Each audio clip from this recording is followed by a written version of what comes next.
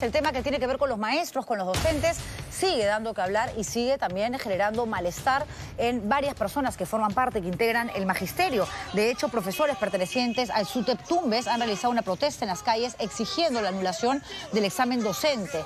Este que se dio el último fin de semana y donde el cuestionario se filtró. Participaron 250.000 maestros. Bueno, el Ministerio de Educación ha dicho que no lo quiere anular.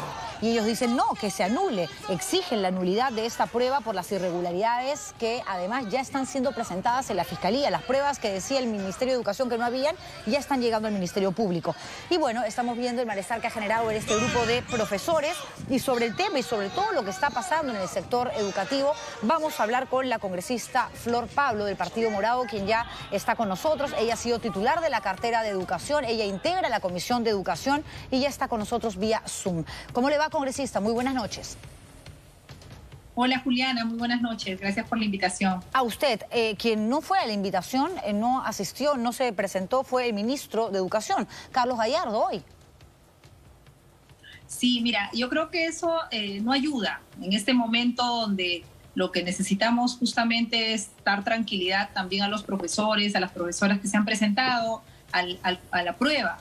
¿Y por qué? Porque yo he mandado también un requerimiento de que se presente cuanto antes. Teníamos la expectativa de que hoy día llegue, solamente fue el jefe del INEI, ¿no?, a dar toda la explicación. Ellos son un operador logístico, vamos a llamarlo así. Imprimen la prueba, distribuyen y claro, yo le pregunté, por ejemplo, Juliana, si los procedimientos de seguridad de años anteriores se habían mantenido y él, con la explicación, nos dijo no solo mantenido, sino mejorado. ¿Cómo funciona esto? Mira, las pruebas van a la bóveda del Banco de la Nación. En las madrugadas del día del examen se trasladan en una empresa de seguridad como cuando se traslada el dinero, para decirlo, para que se pueda entender. Claro. Entonces hay mucha seguridad en el desplazamiento y en la entrega. Y también yo he sido directora regional, entonces algunos piensan que la dirección regional, la UGEL, manipula las pruebas. No hay nada de eso. Nunca vi una prueba en el tiempo que he sido directora regional. Entonces hay mucha seguridad. El INEI ha ratificado eso, pero ahora nos falta la otra parte, ¿no? Y la otra parte tiene que ver con la prueba se hace en el ministerio, efectivamente también con controles de seguridad para que no se filtre, pero lamentablemente al no ir el ministro, que yo entiendo la justificación es que todavía no tiene toda la información, pero siempre él tiene información que los congresistas y la ciudadanía no cuentan. Sí. Por ejemplo, el saber en qué situación está por la investigación en la Fiscalía, ¿no?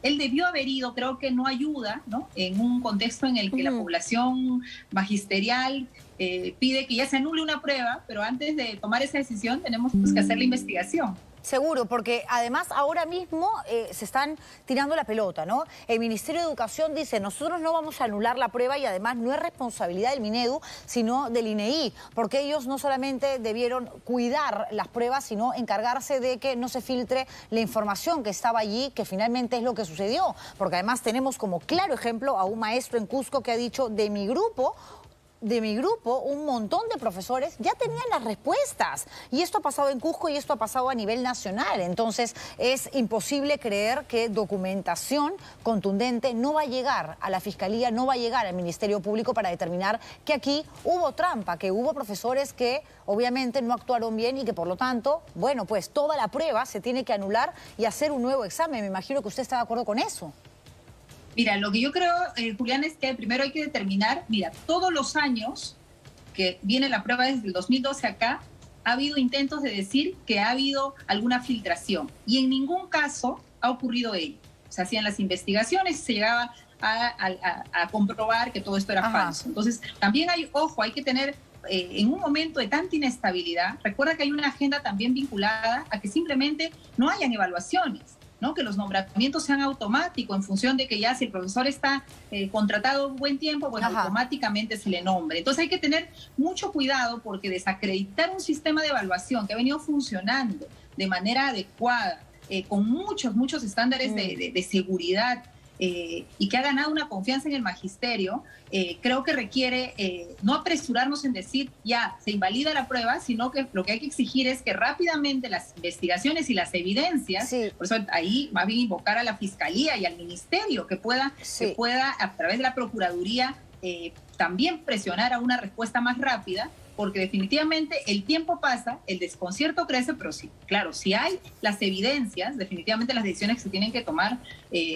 políticas y de responsabilidad recaen sobre el ministerio. Pero en este caso, en realidad, hay muchos más elementos que en años anteriores con respecto a la filtración de este cuestionario. O sea, hay testimonios, hay personas que dan fe en diferentes puntos del país que eso ha sucedido. El Ministerio de Educación no se puede lavar las manos y decir no es mi culpa, es del INEI. Pero en todo caso, estamos frente también a un ministro que no está de acuerdo con la reforma educativa. Todos sabemos cómo piensa el ministro Gallardo y él, por ejemplo, es alguien al que no le vienen bien las pruebas, no está de acuerdo con la meritocracia y en realidad que cambie de parecer ahora que es titular de esta cartera es imposible.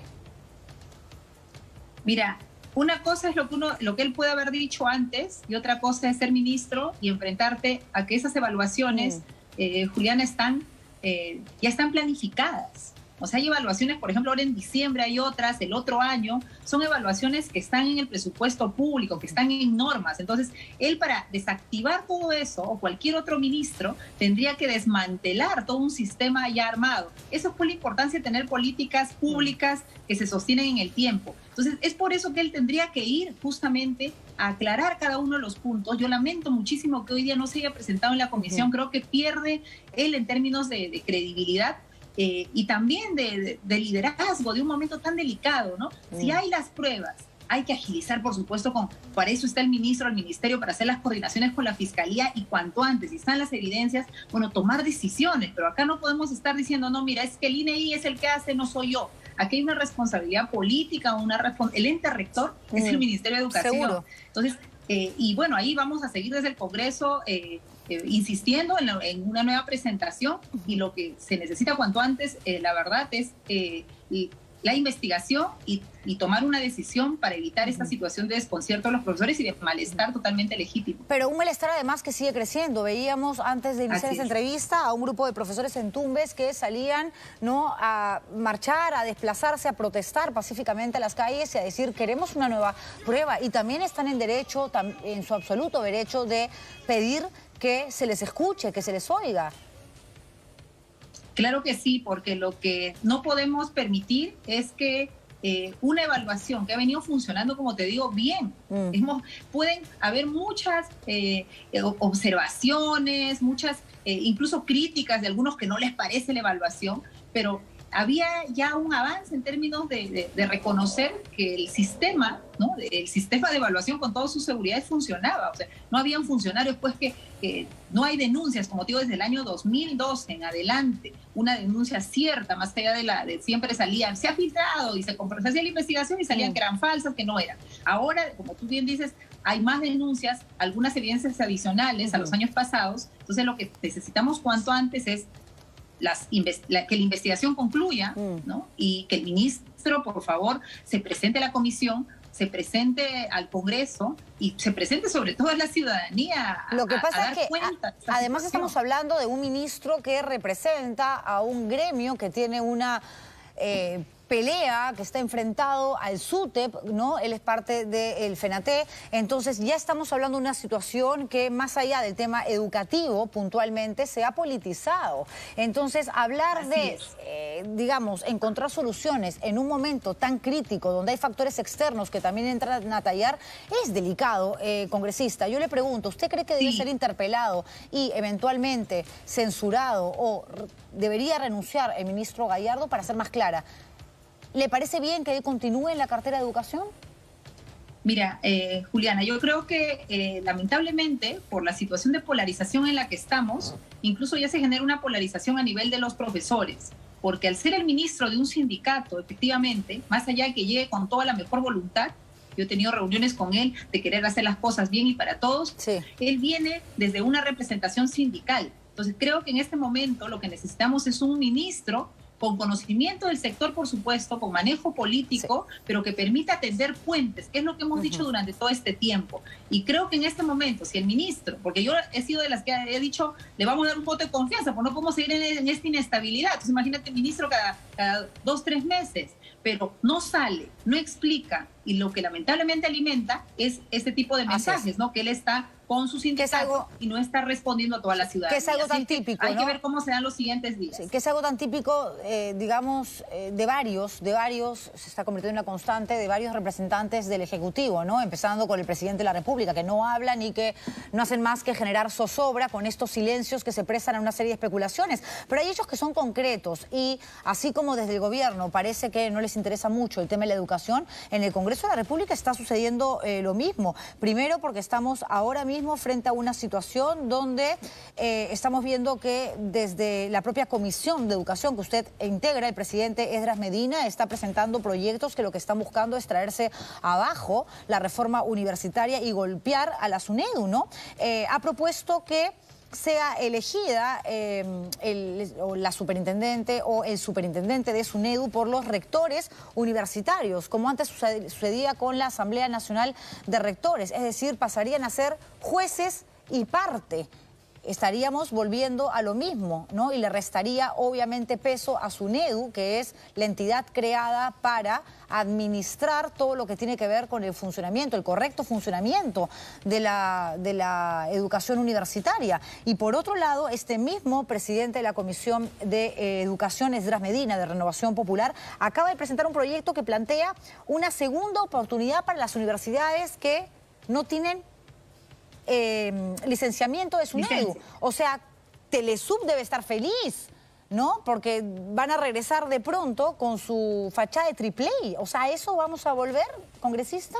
Mira, Juliana, realmente lo que tú has dicho, eso es absolutamente preocupante. Así como preocupa los silencios del Ejecutivo, es clarísimo cómo está estructurado en este momento el traerse abajo la reforma universitaria. Desde la mayoría, tengo que mencionar eso también, porque no son toda la Comisión de Educación del Congreso, sino desde la mayoría, y que lamentablemente ya en 2 votaciones ha tenido la votación mayoritaria en el Pleno. Han ido de menos a más. Primero, que el bachillerato, ¿no? Por 2 años, ¿no? Incluso porque querían por ya bachillerato para varios años más, ¿no? La pandemia ha sido la razón, la excusa perfecta. Luego que los profesores no cumplan, darle más plazo a los profesores que están cursando recién los estudios de maestría y doctorado cuando tuvieron buen tiempo para hacerlo. Entonces vamos de menos a más. Ahí, bueno, los estudiantes, algunos decían, bueno, sí, por la pandemia, el bachillerato, nosotros planteamos mociones en minoría, 5 congresistas ahí defendiendo el asunto y buscando un punto medio. Pero ya estos 2 proyectos de ley que han venido, Juliana, son claramente para traerse abajo la reforma universitaria. Uno es volver a lo que antes se conocía, que ya se sabe que no funciona y además ya fue determinado por el Tribunal Constitucional, ojo, que pues el que es fiscalizado no puede pues elegir al fiscalizador, que es volver a la Asamblea Nacional de Rectores. Es ridículo. Por eso, en realidad es por una determinación del Tribunal Constitucional que le da base a la reforma universitaria y se crea la SUNEDU como un ente técnico autónomo, técnico, que lleva adelante la supervisión y la determinación de las condiciones básicas de calidad. Lamentablemente, como tú bien señalas, esto toca intereses económicos del negocio educativo universitario. Entonces, ahora quieren volver al esquema anterior, donde tiene una mayoría de rectores, ¿no? Y 3 otros miembros, porque el planteamiento es 7 igual que ahora, pero ¿qué autonomía va a haber si la mayoría de los que conforman este consejo directivo van a ser rectores de universidad? No, sí, está clarísimo. Lamento decirle a la gente que estamos ante una arremetida durísima, y lo otro es pues darle la segunda oportunidad a los que no cumplieron las condiciones básicas de calidad, a las universidades que han estafado a los jóvenes, que les han dado una educación precaria, que ya se les negó la licencia. En lugar de hacer el esfuerzo, si quieren pues tanto ayudar a los jóvenes en una calidad, que se vuelvan a presentar como lo están haciendo las universidades públicas con licencia denegada. Y sabemos del poder que tienen, ¿no?, las empresas que se dedican al negocio de la educación universitaria, pero sabemos también que en este Congreso, ¿no?, están los propios dueños de las universidades, están los Luna, están los Acuña, y si no son ellos directamente, porque Juliana, a veces hay mucho roche, yo te quiero contar que tienen sus grupitos también, ¿no?, sus socios políticos en el propio Congreso que votan como ellos quisieran votar y ahí logran en mayoría, por supuesto, los cambios. Al inicio de mi gestión en el Congreso presenté un proyecto de ley y lo comentamos sobre el tema del conflicto de intereses. Es decir, que los dueños de empresas educativas no sean parte de la Comisión de Educación. Hasta ahora no se agenda. ¿Por qué? Porque no le interesa. porque saben que que claro, ¿quién va a querer pues que es un proyecto de ley que saca del juego de las negociaciones en el Parlamento y la presentación de proyectos de ley sean excluidos, ¿no?, de estas negociaciones? Entonces, pero sí se van colocando y priorizando proyectos que en lugar de pensar en la juventud y en la calidad, están pensando en los intereses de los negocios educativos y de los dueños. Eso hay que decirlo con total claridad, por favor. Mucha atención, que la pandemia no nos reste ciudadanía. A todos los jóvenes que han defendido la reforma universitaria, si tenemos que volver a salir a ponernos las zapatillas, tendremos que hacerlo. Pero estas reformas que van en contra de la calidad, estas contrarreformas, estos dos proyectos de ley en concreto, yo espero que no pasen. Aún no se dictaminan, seguramente pronto se van a poner en la Comisión de Educación y luego irán al Pleno, pero alerto a toda la juventud y a toda la ciudadanía que estamos en esta situación crítica en estos momentos. Sí, así como estamos atentos a lo que está haciendo el gobierno del Ministerio de Educación, ¿no?, con el tema de la filtración, sobre todo del último examen, y con lo que va a pasar ahora, donde en marzo de 2022 tienen que regresar los chicos de manera presencial a la escuela y no estamos preparados porque no hay ni siquiera infraestructura y han tenido tiempo de sobra para prepararse. También de lo que hace el Congreso de la República. No nos hagamos los locos, porque ahí hay muchísimos intereses y ahí corre literalmente plata como cancha. Gracias, lamentablemente, congresista. Ese es un tema, Juliana, los conflictos de intereses que tenemos que sacarlo no puede haber dueños de negocios educativos inmersos en roles de representación tan importantes como es el ser congresista. Ese es un tema básicamente ético, ni siquiera lo deberíamos de pedir. Así es, gracias. así es. Gracias, congresista Flor Pablo del Partido Morado, por esta entrevista.